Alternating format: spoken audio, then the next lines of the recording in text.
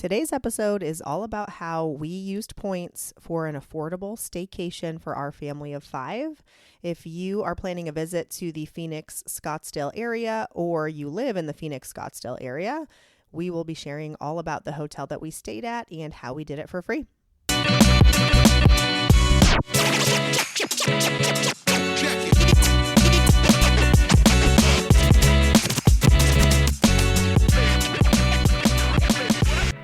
Hi, I'm Rhea. And I'm Dwayne. And we are your hosts of the Travel Party of 5 podcast, where we share how we travel as a family of 5 around the world. We will also share how we use points and miles to travel as affordably as possible and sometimes even completely free. So if you're wanting to travel more with your family, but you're not sure how, we'd love for you to listen in. So welcome to our podcast where we hope you learn a thing or two to get you closer to your next trip.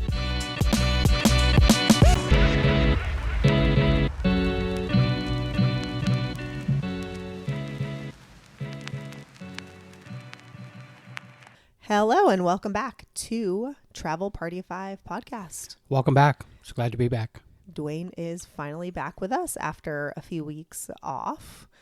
And so the last few episodes, if you haven't had a chance to tune in, were with my sister, actually our first guest on the podcast. And we chatted all about our girls' trip to Europe. We went to Florence and Sorrento in Italy, and also spent a couple of days in Paris.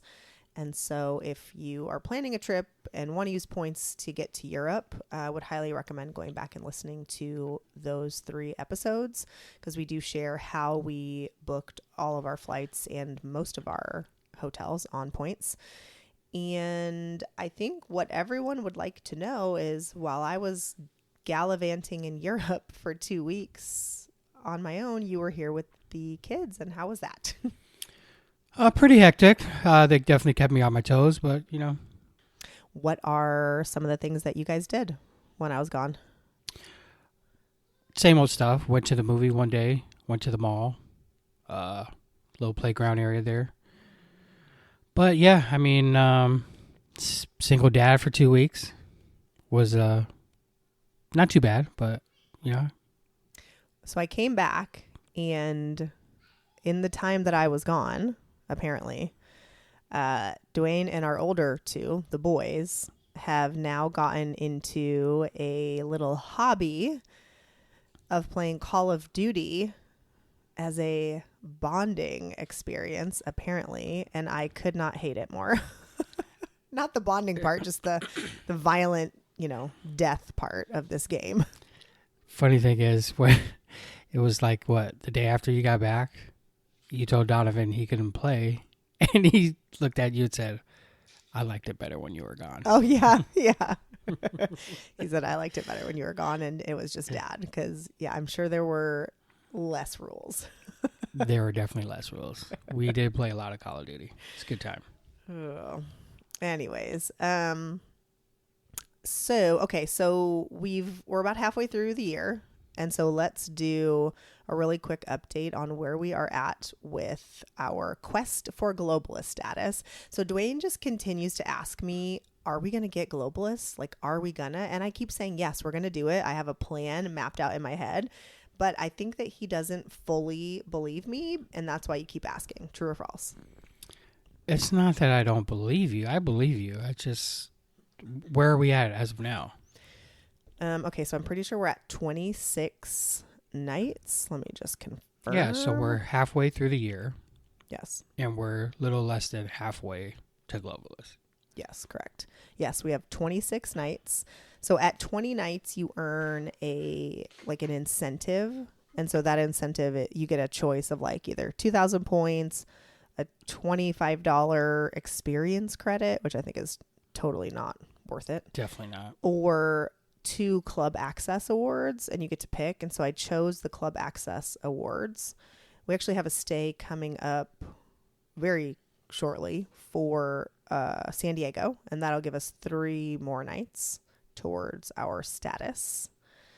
And we have more nights in California, but they're not all booked under my name, so only those 3 nights will count as status. And so we we're going to get there. We've got 5 more nights coming that we earned on the Hyatt business card. For every $10,000 you spend, you get 5 qualifying nights. And so those, we've spent the money. They just haven't, they haven't been deposited into our account yet. So we're technically more than halfway there. It just doesn't show it yet, if that makes sense. Gotcha.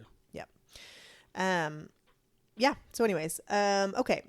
Today we're going to be talking about a staycation that we did last weekend. Which we do every year. We do every year, and we usually do it around your birthday as a little staycation birthday celebration. And we didn't go last year because we had it booked, and then we realized that they closed their pool for renovations. And yeah, we go there for the pool. Yes. Like our plan is literally to drive there, check into the hotel, and sit by the pool all day. We order food, we order drinks, the kids swim, and that is what we do. And that's it. Nothing else. Yep. And last year, they closed their pool starting in June for renovations. So we are talking about the Hyatt. Currently, it's the Hyatt Regency Scottsdale at Gainey Ranch. It is going to become a Grand Hyatt when they're finished with their renovations, but we stayed 2 nights there last weekend. We had a 2-queen bed with a sofa bed. It was the perfect size room for all of us. Spacious enough. Yep. We stayed in an unrenovated room. However, we did get to peek at a renovated room because they are in full blown renovations there. Yes. So jackhammering. Yes. Yeah. So, okay, first let's talk. Okay, so this is in Scottsdale. It's north of Old Town.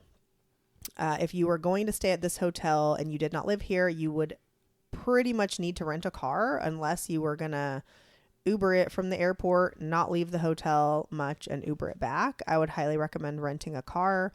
Scottsdale outside of Old Town is really not walkable. And this is probably a good 10 minutes from Old Town by car. So, yeah. It is a Category 6 Hyatt, and right now it's bookable for between 21 and 29,000 points a night, depending on if you're on peak, off peak, or regular. And when it becomes a Grand Hyatt, what category would that be? I don't know because I feel like it was a Category 4, and I feel like it jumped up already. So I'm not sure if it's already been adjusted for the Grand Hyatt or not. But I guess we'll just have to wait and see. I think the renovations are supposed to be finished by the end of this year, but they always go longer than I think. So it'll probably early next year. Yeah.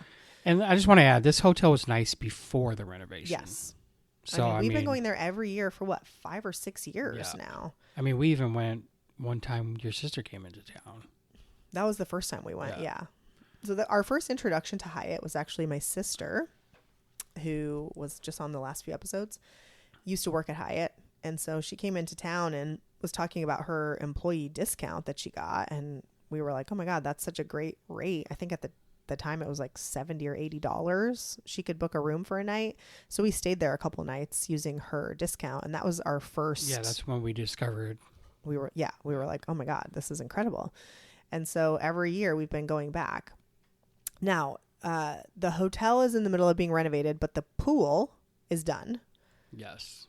And I'm going to be really honest, and I'll preface this by saying I'm not a very observant person a lot of the times. Like, I just don't notice little details very much. And I told Dwayne, I said, I don't know that I could tell you that this looks any different from how it used to look. Mind you, it looks really different. I mean, there were structures they tore down. I mean, I can't, when she said that, I couldn't believe it. I was like, are you kidding me? They tore things down. I just kept saying, what is different? Because here's the thing. The general layout of the pool is pretty much the same, but there were structures that were. Well, apparently those structures didn't make it into my memory bank. So the pool has a sand beach on one side and a zero entrance. Is that what it's called? Where you just walk in. So it's literally like a beach, and they have sand toys and all that. So the kids can play in the sand, and then they can also walk into the water. But then it also transitions to just a regular pool. Yeah. So there's a part where the sand basically gets sucked in, I guess, and can't go any further. And then it's just a regular pool. And they have a really fun water slide that the kids, well, the boys love to go on. Our daughter is too young, too small. And those are and they have like these little concrete like platforms in the middle. Like a little splash pad. Yes. And the kids like to climb up that, jump off that. Yeah. And play with the water. Yeah, they have water shooting out of them. Yeah. And all of that is the same. Yeah. I just want to add, they also have an adult pool separate from the main pool. So if you come here without the kids, you could enjoy nice quiet time at the pool at the adult section. There's a lot of kids in the bigger pool. The volleyball nets that they had in the pool, did they have those before? They did. Oh, see, I would have said those were new, but apparently not. They had that. Yeah. Oh, goodness. But I mean, honestly, the 5-6 years we've been going there, really not too many play volleyball there. No. I think the water's just too deep and the net's too high. The water is deep. Yeah. The water is deep. It's not too deep, but it's too deep to play volleyball. Well, yeah, that's what I mean. Yeah, like I can touch, but it like comes up to my chest basically, and it's like hard to move or do anything. Still a good time. This year we went, there were basketball hoops, little floating basketball hoops, which I thought was fun. They also had this thing called Scotchella, which I think is meant to be like a mix of, Scottsdale and Coachella. And every Saturday, I think, or maybe it's every weekend, they have different little events. So the day that we were there, they had bracelet making for the kids. They had a little candy bar for the kids. And they had a guy doing airbrush t-shirts. And you could reserve a time or not and go up and get a customized t-shirt for free. Obviously, we tipped him, but... And so our daughter got a unicorn. Our boys got, I don't know, like a dragon. A dragon, yeah. We asked for a dinosaur. And it was a dragon. Yeah, it was a dragon. but it's free, so yeah. Yeah, so really fun activities for the kids. They have a little rock climbing wall. There's a little playground. Ping pong table. Yep. None of that has been renovated. That was all there before, but it's still in fine condition for the kids to play. They had Connect 4. They had cornhole. Jenga. Yep. Little putt area, which, I mean, it's very small. But yeah, the kids love going there every year. We hang out by the pool. We order lunch or dinner, sometimes both. Poolside, we have some adult drinks. They get some kids drinks, and we have a great time. It's just relaxing and fun. Very family-friendly hotel. Yeah. Now, here's the thing. Like, we didn't drive very far to stay there, and we didn't pay anything to stay there. But if I had come from a long way or paid a lot of money to stay here, I would have been a little disappointed currently. Because of the reservation or renovations. Yes. Because of the renovations. So when you walk in, I mean, the lobby is under renovation, so they have a ton of it closed off. When you walk down the halls, there's tarps and like construction debris all over the place. I mean, you're not walking over it. Let me be clear about that. Like, but you can clearly see from like we were on the fourth floor. You can see the third, second, and first floors are all being renovated. And so there's drywall dust and just construction stuff all over the place. And so it doesn't give a very relaxing vibe, in my opinion. Do you feel differently? Or I mean, no, I completely agree with that. Yeah. So like it was fine for the purpose that we wanted it for, which was we wanted to go and sit by the pool, and we did. Day, yeah. And you can't see any construction happening from the pool, like none of that. It's all fine. So if that's what you're going for, then that's great. But if you are coming from far away and you're here for a week and this is like your summer vacation, like I don't know. You might be disappointed. You might be disappointed. Yeah. Because they're renovating where the restaurant and the bars were. So there's one restaurant which they used a meeting room to turn into the restaurant seating. Yes, for breakfast. Yes, for breakfast. And I might add, the restaurant's only open for breakfast. Yes. The pool bar at night becomes the main bar at 5 or after 5. Oh, so is there like no dinner restaurant right now? No, there was no dinner restaurant. Okay, yeah, yes. We had dinner by the pool Friday night. So but we didn't. I take that back. You can order dinner from the pool bar, but you would have to eat at the pool. You know what I mean? Or you can do in-room dining. Or you can do room service, yes. Okay, got it. Yeah.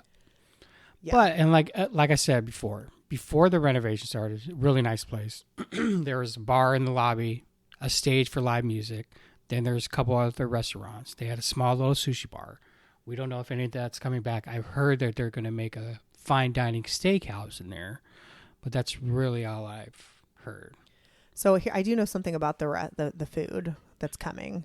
And so first of all, I guess the food that we had on the menu this time was different from their previous menu because they used to have this like shrimp ceviche thing that was served with tortilla chips, and it was my favorite. It was so delicious, and it's gone. So that was a sad moment for me.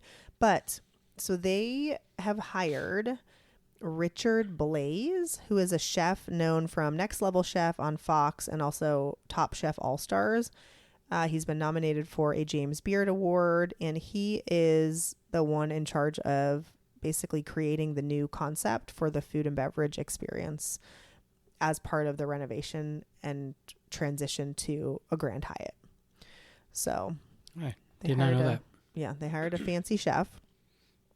And we did have what was the grilled cheese that was really good? Oh, it was a short rib grilled cheese, which was very good. Very, very good.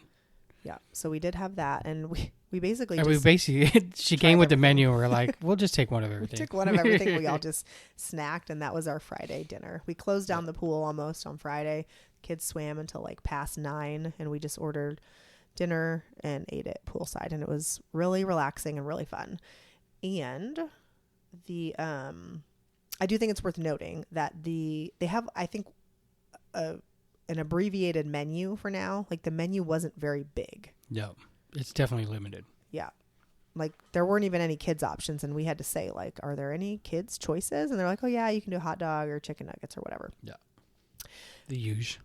Yeah. But there was maybe 6 or 7 choices on the menu for dinner, and that was it. So yeah, definitely limited menu. And again, I think that's just temporary as they transition. Yeah. The other thing that I was kind of disappointed about, and I don't want this to sound like we're complaining because we had a great time. It was fun. But I would say the service that we got, like not at the pool. The pool was great. Everyone at the pool was fantastic. But I would say everyone else that we encountered kind of seemed a little bit frustrated to be there. And I'm sure it's not easy to work through this renovation. And I'm sure that people are not happy and they're taking it on the staff. And so I fully get it. But like the girl who checked us in the day that we got there was not happy. She was incredibly sick. Like you could tell that she did not feel well. She looked like she had a fever. She just was miserable. And of course, like I would be miserable too if I felt bad and I was at work. And don't even get me started on how she probably had to go to work because she needed the money. Yeah. So like I'm not faulting her, but like I just felt bad for her, and I tested positive for COVID 3 days after we came home. So is it related? I don't know. You can still hear it in my voice. I'm still not fully over it. But I mean, previous experience, hotel's great overall. Yes, we always have a good experience. So I think that's why this time I was kind of like, ooh, like that doesn't feel as comforting as normal. So I think we just have to give them some grace because it is a huge renovation, and I'm sure that they are not loving working in that environment all the time. So on the bright side, they didn't charge for parking because I'm sure it's a renovation. That's because true. of the renovation. Normally, they just said, you know what, here, you guys can park for free. Normally there is a parking charge other time we've been there, and there was no charge this time. So I guess that's a perk. Saved us, I don't know, $60 or something probably. I mean, yeah, I'm sure it's at least $20 a day. Yeah. So, any other things to add? No, I just, if you're wanting to come to Scottsdale or Arizona with your family, this is definitely a great hotel to do that. It is. Like I said, the pool is great, especially for kids. I mean, even adults. plenty of seating. Yeah. Plenty of umbrellas. Yep. A lot of servers walking around taking orders. Yep. Yeah. Good time. Yeah, and summer in Arizona is actually considered off-peak because it's so hot. So freaking hot. So it would be a good time to come and get a cheaper points rate. So I think what we paid was 21,000 points a night because it's off-peak. And so that is a pretty good value for this hotel, I would say. And this hotel has a spa. They do have a spa. I thought the spa was closed, but as we were leaving, we saw some girls coming back from the spa. And so I guess I was wrong. I could have sworn it was closed. So I've never been to the spa, so I cannot comment on that. I don't have an opinion. But yeah, I think if you live in Phoenix and you're looking for a staycation, I would highly recommend the Hyatt Regency Scottsdale. If you're coming to visit Phoenix from elsewhere, I would still recommend it. I just think you need to adjust your expectations while they're undergoing this renovation. So, okay. So before we wrap up, if you are wanting to book either this hotel or a different Hyatt hotel anywhere, really, the points that we used to book this hotel came from one of two places, either our World of Hyatt business card or our Chase Sapphire. Sorry, not just the Chase Sapphire, any of the Chase cards. So we have the Chase Sapphire Preferred. You do. I have the Chase Sapphire Reserve. And then we have a bunch of Chase Ink business cards. And so Chase points are the only points that transfer to Hyatt, other than, the Hyatt points you can earn directly from Hyatt cards.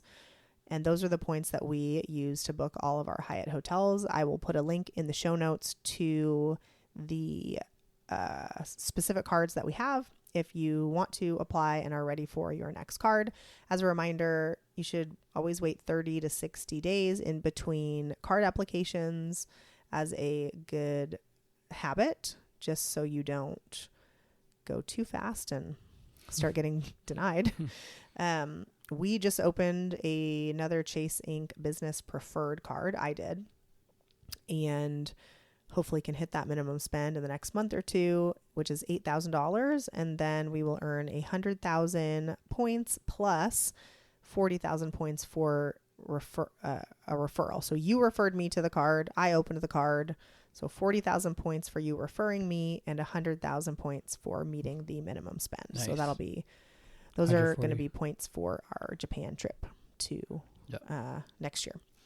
The other thing is we got our first review from someone that we don't know personally, and it was very exciting. And I just want to say thank you to that person. They found our podcast from the Costa Rica podcast, and it was a very on point review as well. I mean, you going to read it? Yeah, I'll read it. Yeah, I was so excited. So they wrote, stumbled across this podcast while planning a trip to Costa Rica, and I started listening to other episodes. Part of the reason this podcast is great is that they have not been doing this forever, and they are not the foremost experts on family travel or points and miles, but yet they know what they're talking about. This makes it feel more relatable for people starting out on family travel, and they have some great tips. So I was so excited when I read that, and I can't figure out how to reply to reviews. I don't even know if you can, otherwise I would have, but thank you to that person. And shout out to you. If you enjoy this podcast, leaving a review helps us so much. It helps other people find our podcast when they're searching for, family travel or points and miles or that sort of thing. Yeah. And so we would greatly appreciate it if you would leave a review. Maybe next week we can talk about like some kind of a giveaway for anyone who leaves a review. I don't know. We haven't talked about that. Yeah, he's looking like a brand new car or something. Oh God. Sure. Like a Matchbox car. That would be great. So should we, one more thing you were going to say. What was No, I was just going to, are we going to talk about upcoming trips? Yeah. So well, go ahead. I was just going to say upcoming trips. We are next week going to San Diego. Well, Carlsbad. We're going to stay at a Park Hyatt, which we've never been to before. Yep. We're excited for that. Very excited. From Carlsbad, we'll go to Oceanside. Yep. Which is becoming one of our favorite places. And then to San Diego to watch 4th of July fireworks. Yeah. So we're going to go to the San Diego Fair one day. Yeah. We went last year and it was super fun. So we're going to do that again. And we're just going to hang out at the hotels, enjoy the better weather than what we have here in Phoenix. Yes. Enjoy the properties. And We broke a record yesterday. did we? 117. Oh, God. No wonder it felt so hot. Yeah.